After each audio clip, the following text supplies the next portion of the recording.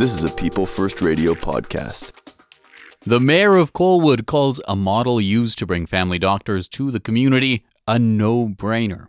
Doug Kobayashi says that in 2022, the small city near Victoria had 0 family doctors. The solution they decided to try was having the municipality run a clinic. Doctors would work as municipal employees on salary with the pension plan and benefits and wouldn't have to worry about the overhead of running a business. Kobayashi says the province ultimately covers the cost.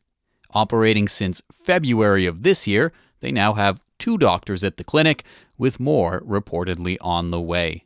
Mayor Doug Kobayashi spoke with me about how the model came to be. I started talking with some doctors here, and we started getting kind of goofy in my office here. We're kind of let's come up with some ideas on how do we get doctors to come here. And one of the doctors at the time just said, "Hey, why don't we do something like really crazy? Why don't we, for retention purposes, why don't we offer them pensions? Why don't we offer them benefits?" "Oh, that can't happen. That can't happen. We don't think that can happen." I said, and then I just said, "Why not? Why can't we? Has anyone ever sat there and done the business case for this? I think it can be done. Anything can be done." So we delved into it, and under the new provincial building plan, the LFP, we looked at it and we said, "Hey, this is possible." But we got to do the numbers to make sure this works.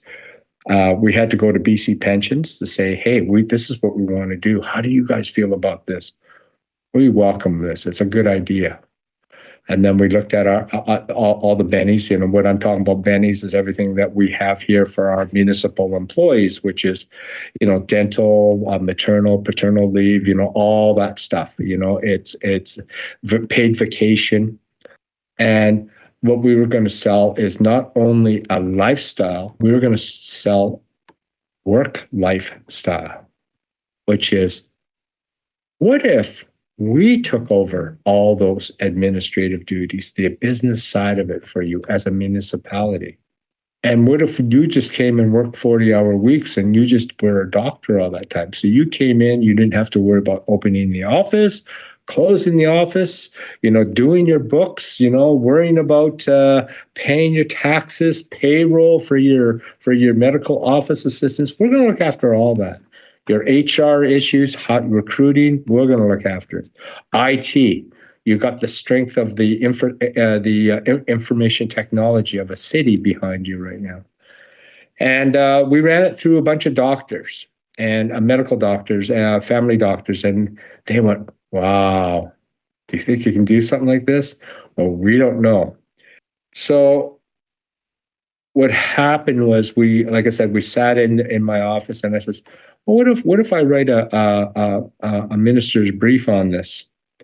And they said, "Sure," and I says, "We'll get it in front of the minister. We'll just get an approval in principle. That's all I wanted."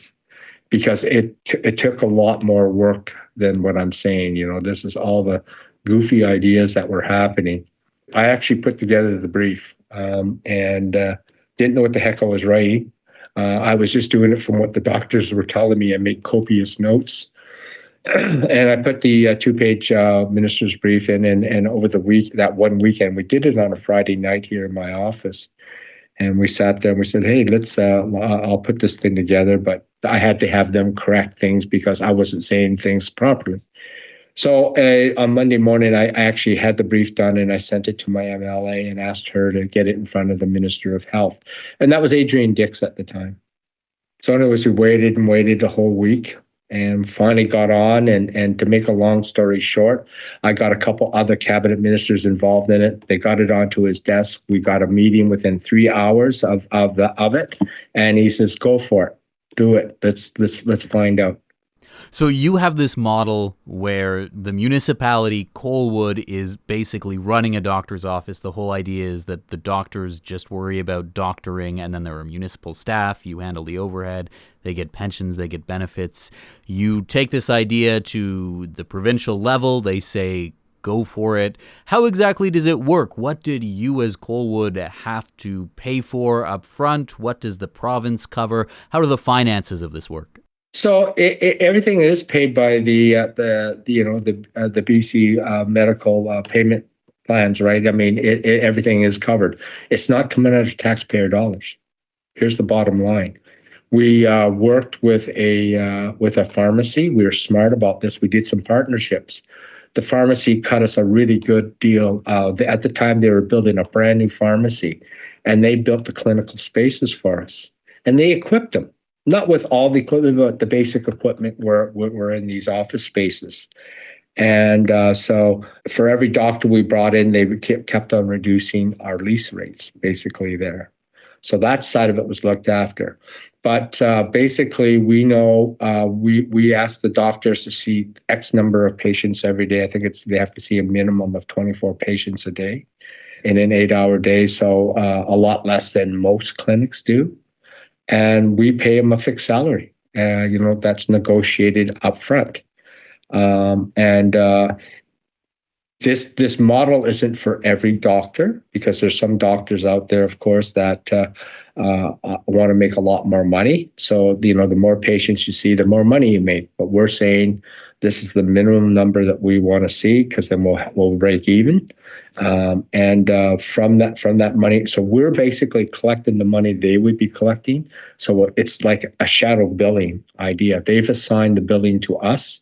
So they give us their hours, and we bill the Minister of Health. And then they pay us. We pay them a set salary every 2 weeks, including the MOAs. Were there any startup costs that you had to incur? Yeah. Is this something that you get reimbursed later? Well, if another municipality was looking to implement this, what would they need to know about the kind of cost factor? Well, we could save a lot of municipalities a lot of money, because we went through the initial upfront costs. There was a lot of costs trying to find out the legalities of this. We had to make sure we weren't breaking the BC Medical Act or the Canadian Health Act, because some people were accusing us of setting up two-tier medical health, and it certainly wasn't by any means, not even close. There was a lot of money that we spent up front, but we've learned so much that a lot of people assume that there's milestones that you have to hit before there's a provincial approval. No, you don't require the province to approve it.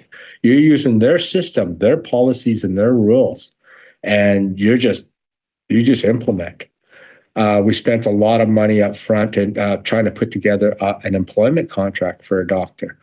So who's done this before? No one in BC. So what does that look like? And it's just to have municipal lawyers involved in this and to try to put something together, and there was puzzlement and they didn't know what to do. It's an employment contract. It's a no-brainer. That's what you do. You put together. But there was a lot of these costs to investigate this, investigate that. We went through that. So the cities that are coming to see us were saying, hey, we can certainly help you with this, because we'll make you avoid this cost avoidance for you right now. So we did spend a bit of money up front to put this in place. But with our assistance now, there is that money isn't there. You'll have to put some money up for normally the first month and last month of rent of whatever facility they use. But if the city happens to own the facility, then they don't have that concern either. There's things that you can even improve our model on. Yes, so there is some upfront costs, but they're not huge dollars here that we're talking about. And like I said, we've done it now. We know it's legal. You don't even have to go to your lawyers to find out if it's legal anymore. We know it's legal. What we do, you can do. I understand that this is still being viewed as something of a pilot project. When does the pilot stage of this, if you will, end, and how will you be evaluating it? Well, come next February, we'll mark the first year of it. But we already know from a financial point of view, this is a workable model. It's a no-brainer. We know that now. So the pilot side of it is probably that, to see the financial viability more than anything else. We know that there's doctors that are interested in working under this model. We can tell because we probably now have more doctors in the queue right now trying to join us than what we have positions, to tell you the truth. So it's a doable thing. Like I said, it's not for all doctors. You have to be at a certain point, I think, in your as a doctor, because the ones that we seem to be attracting and the ones that have been signing up are those 4 or 5 years after graduation. They've gone through the initial shock of paying off their student loans, and they're on their way, sort of thing, right? So what we're finding right now, a lot of the students that are graduating from medical school now, their big thing is that they're looking at $300,000 plus dollar loans right now, and they're looking at more of help with that assistance right now. Being someone acting like their bank, and that's not our model. And would we go to that? Probably not, because we're happy with the quality and the demographic we're hitting as far as doctors right now. So. Could you tell me about how many doctors you have? Is my understanding that there's one who has been working for a while, or a couple of more coming on board this November? No, we actually have two working now. Our recent doctor started with us 1st of November. He's from the U.S. And our third doctor was supposed to be with us now, but coming from Ireland, the immigration issues are a little more difficult to get through them.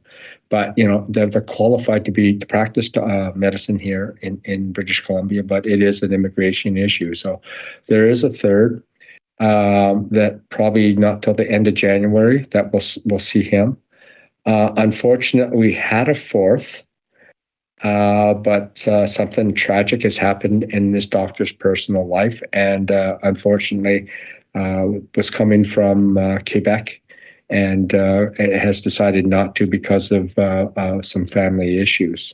So we had a fourth, and then we have 2 or 3 more in the hopper right now that we're closing in on. So we're ahead of where we thought we would be. Let me put it that way. So.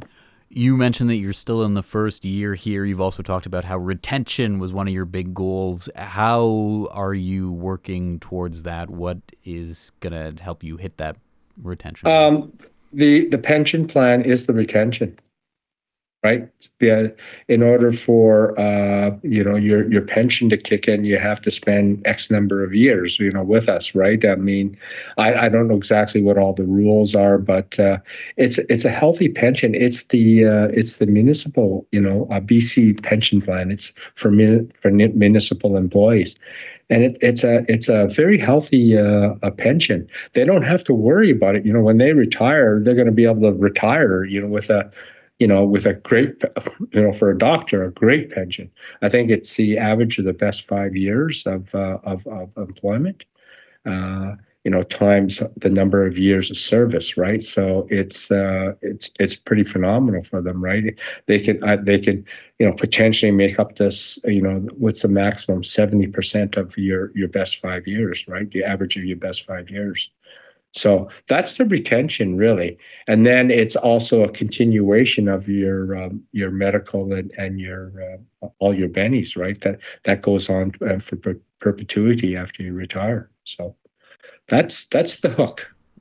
Colwood is a smaller but growing community. You were suggesting earlier on that when you were coming into this, there were 0 doctors in Colwood. What other municipalities do you think this is the right model for? Do you think this is something for everyone, or are there certain things your community needs to feature for this to make sense to try? That's an outstanding question you're just asking right now. I'm saying that we need is a hybrid models now, because right now we have this one right now, which is a municipally owned clinic.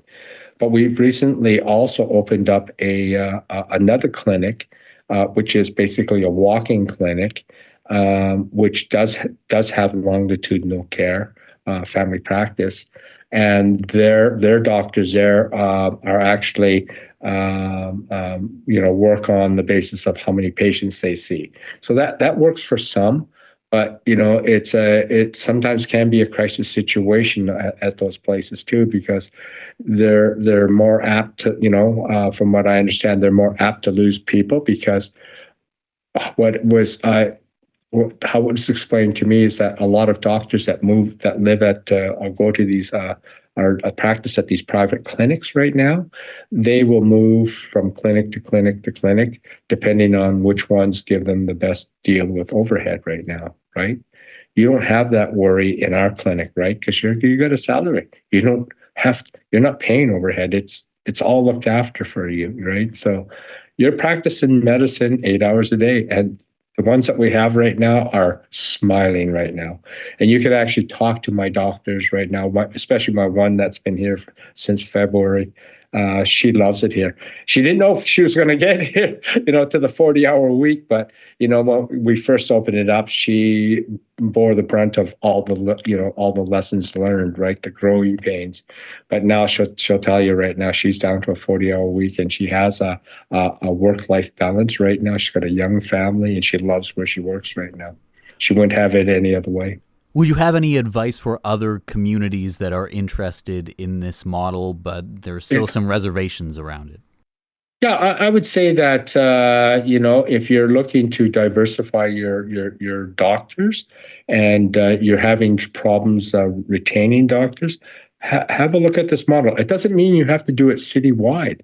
You may have one or two of these type of clinics, and where you're doing that, and the rest of them could be the traditional clinics, right? A fee-for-service type clinics.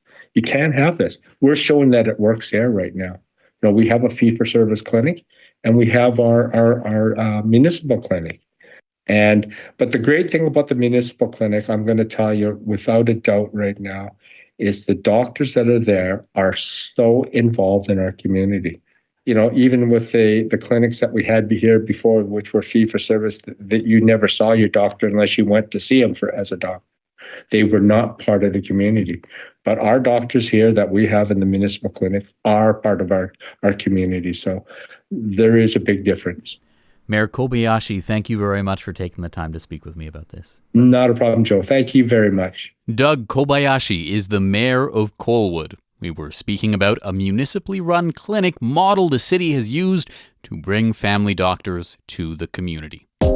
People First Radio, People First Media, and People First Stories are community media projects of Vancouver Island Mental Health Society and are produced in Nanaimo, British Columbia.